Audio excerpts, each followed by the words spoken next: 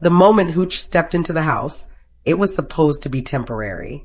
That's what everyone said. I'm not keeping him, they repeated over and over, almost like a rule. But deep down, something about this dog felt different. He didn't bark. He didn't beg. He just stood there, quietly observing, with a look in his eyes like he already knew. This was home. Hooch came with a list of warnings. He didn't like loud noises. He didn't do well in busy places. He had anxiety. He didn't like men, they said. He preferred women, felt safer around them.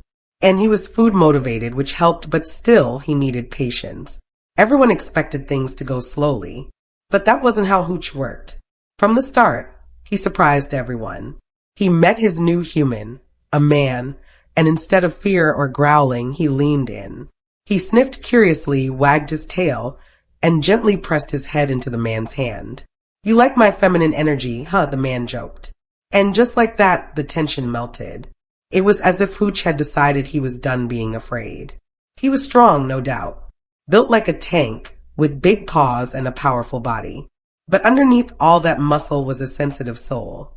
He just wanted calm, comfort, and kindness. That first walk together, there was uncertainty. Sit. Stay. Let's go. But Hooch listened. He followed. He trusted. And when they pulled up to the new home, something shifted. Brutus, are we home? The man asked gently, still using the name from the shelter. But the way Hooch looked around, taking in every inch of the space, sniffing the air, walking through the doorway like he'd been there 100 times before, it was clear. He wasn't just visiting. He was arriving. Inside, things went even better. Day one, and Hooch was calm, relaxed, curious, but not anxious. He didn't shy away from contact. He wasn't skittish. He didn't seem overwhelmed. He even sat on command, watched quietly, and wagged his tail.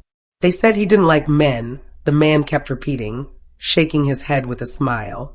But Hooch kept proving that sometimes labels don't stick. What he needed wasn't a specific type of person. He just needed the right one. Each day that followed made it harder to pretend this was just temporary. Hooch settled into the rhythm of the house like he'd always been there. He became a shadow, always nearby, always watching. He loved food, yes, but he also loved touch. A scratch behind the ears, a pat on the chest. He'd lean in and close his eyes, like he'd waited his whole life for this kind of peace. Soon, the decision became obvious. This wasn't a foster dog anymore. He was family. I just want to let you know, the man said, his voice calm but full of emotion. We found Hooch's forever home. And it's right here. Hooch wasn't going anywhere. He was now part of the Asher house. One of the babies, as they lovingly called him. Watching him now, it's hard to believe he was ever a dog with anxiety, with fear, with walls around his heart. He's confident. He's gentle. He's connected. He walks through the halls like he belongs, because he does. He plays with the other dogs. He naps in the sun. He greets guests like an old friend. And every time someone brings up his past, the response is always the same. They said he didn't like men. But they were wrong. Hooch didn't just find a home. He found himself.